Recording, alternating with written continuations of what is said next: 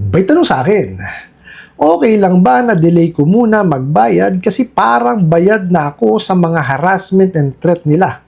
Naka-stress at depress.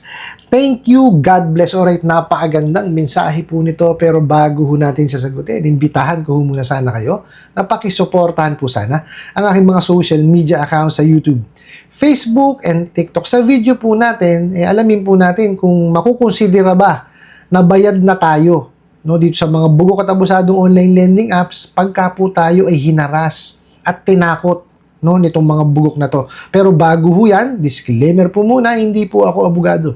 Ako po'y maniningil. Lahat po na sinasabi natin sa ating mga video is based on my experience at syempre po sa ating pong pagsaliksik at pagtatanong sa mga kaibigan po nating abogado. At isa pa po, hindi ko po kinukonsinti hindi pagbabayad ng utang dahil ang utang ay responsibilidad at obligasyon na dapat po nating bayaran. Ang hindi po ako pabor ay doon sa maling pamaraan ng pautang at maling pamaraan ng paniningil. Sagutin po natin yung pinadala nyo pong mensahe. So, ang tanong nyo nga po is, okay lang ba na delay ko muna magbayad kasi parang bayad na ako sa mga harassment and threat nila? Naka-stress at depressed. Thank you, God bless. God bless din po sa inyo. Well, unang-una po, no, ay huwag nyo nang i-delay kasi pag dinelay nyo, pinoprolong nyo lang yung mga kawalangyaan na ginagawa sa atin itong mga bugok na to. Okay lang ho sana kung kaya nyong tiisin. Paano po kung mahina ang dibdib natin? Kagaya ho na sinasabi nyo, di ba? Stress na kayo, tsaka nadidepress na kayo. So, ibig sabihin ho, apektado kayo. So, wag nyo na hong iprolong. Diba? Kung kaya nyo hong bayaran, bayaran nyo na lamang po. Okay po? Now, doon sa sinasabi nyo na, parang bayad na kayo kasi sa harassment and threat, wag hong ganun ang maging mentality natin. Kasi po, unang-una, magkaiba po kasi ng ng parusa. Okay? Ito po yung usapin po, no, ng utang na hindi pa lamang nababayaran, civil case po yan. Okay? Yung pong harassment and threat, no, may criminal liability po yan. So, magkaiba po ng parusa. Di po ba? Ganito po, nakasaad po yan sa ating constitution na wala pong nakukulong sa utang. So, meaning, pag hindi pa lamang po tayo nakabayad, okay, civil case yan. Sa lower court, okay, pag ang utang mo is 1 million pababa, so, small claims po nakakasakop dyan. So, mediation po yun. No, muna para pag-ayusin kayo. Pagka nakapag-ayos kayo, ngayon kay kasunduan, well and good. Kung wala, si judge po ang makikialam. Okay? Si judge po ang doon, ang magdidesisyon kung ano ba mangyayari. Now, ito po.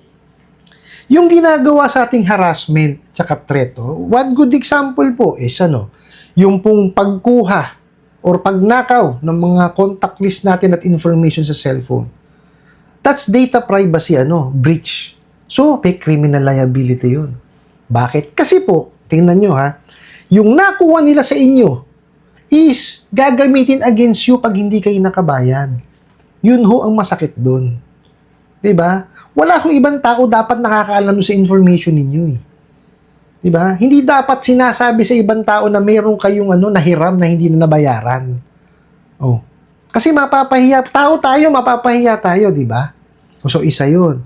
One more example, one more good example is yung pong pagpo-post sa social media.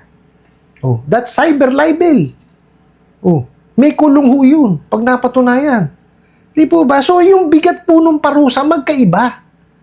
Bakit po kayo papayag na hindi nyo nalang babayaran? Hindi ho naparusahan yung mga bugok at abusadong online lending apps na yan. Di po ba? Huwag hong ganun. Okay? Gawin po natin, pinakamaganda dyan is, unang-una, yung nahiraman po natin, alamin po muna natin kung ano ba yan, legitimate ba yan o hindi. Okay? Para malaman po natin kung legitimate or not, pumunta po tayo doon sa website po ni SEC. Hanapin po natin yung list of recorded online lending platform. Okay? Pag nandun po yung OLA ninyo, meaning legitimate yan. Pero it doesn't mean na hindi nangaharas yan. Okay? May mga legitimate na nawawalang rin. Okay? Now, kung nandun siya sa list, okay, makipag-ugnayan kayo sa kanila. Okay? Email nyo. Sabihin nyo yung nangyari. Ask for payment option, payment plan, kung meron sila. Pero kung patuloy kayong ihaharas, okay, isang tabi nyo. Pero, i-record nyo lahat. Or kunin nyo lahat yung mga screenshots ng mga harassment na ginawa sa inyo. Now, kung yan naman po ay illegal, wala dun sa list, no? Kung magkano na lamang po yung dinisburse sa inyo, yun po ang bayaran po ninyo.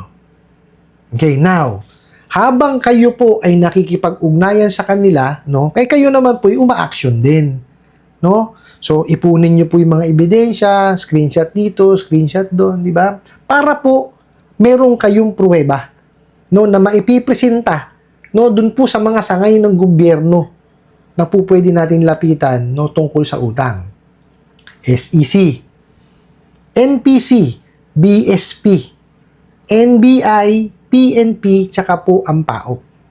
Okay? Sila po yung mga sangay ng gobyerno na po pwede nating hingan ng tulong. I-complain po natin. Okay? Kasi po, yan po iimbestigahan nila. Pag nakitaan po ng probable cause yan, at natagpuan naman, i-raid po yan. Okay? Pagka yan po na-raid, that's the time na kailangan nyo silang puntahan at sampahan nyo po ng kaukulang kaso. Yun po yung sinasabi ko. Kasi po, yung isasampa nyo sa kanila is criminal case. Hindi ho siya civil case. Magkaiba po kasi parusa nun. Kaya nga, tingnan nyo. Diba? Pansinin nyo. Hindi ho naghahablay ang mga bugok na yan. Lalo yung mga nangharas at nang walang ya. Hindi ho magdidemanda kasi alam ho nila na mababaligtad sila. Tsaka hindi naman sila tatanggapin din sa korte. Bakit? Kasi kalimitan sa mga illegal. O, di po ba? Mababaligtad sila. Wag hong ganun. Wag ho nating ilagay sa isip natin na i-delay na lang natin o wag natin bayaran. Hindi po. Aksyonan natin.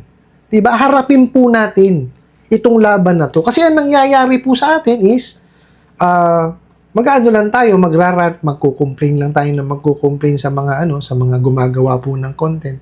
Di po ba?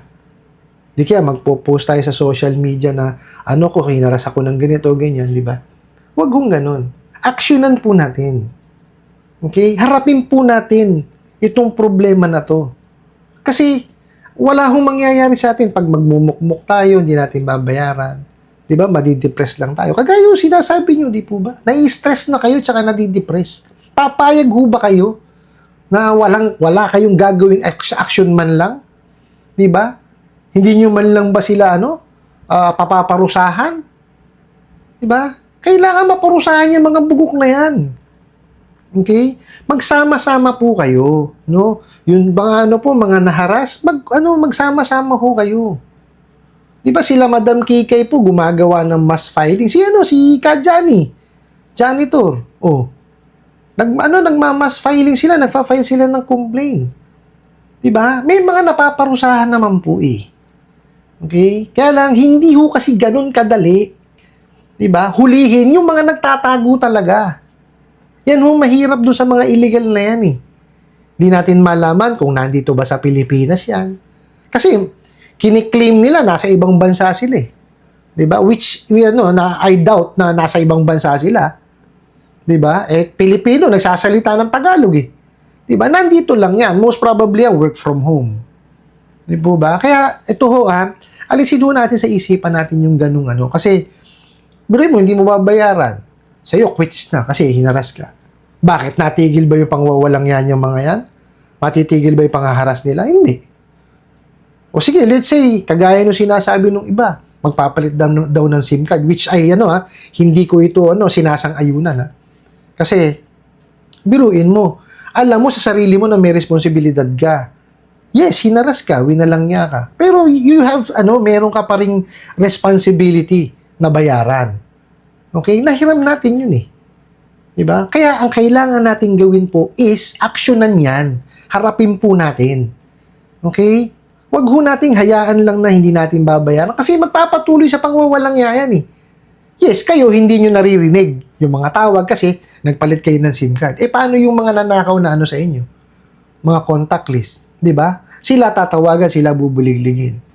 'Di ba? O ipo-post ka sa social media. 'Di po ba? O yun nga lang, hindi mo nga lang na nararamdaman personal na tinatawagan ka o mini-message ka. Pero yung ibang tao po apektado. Kaya kailangan po nating harapin ito.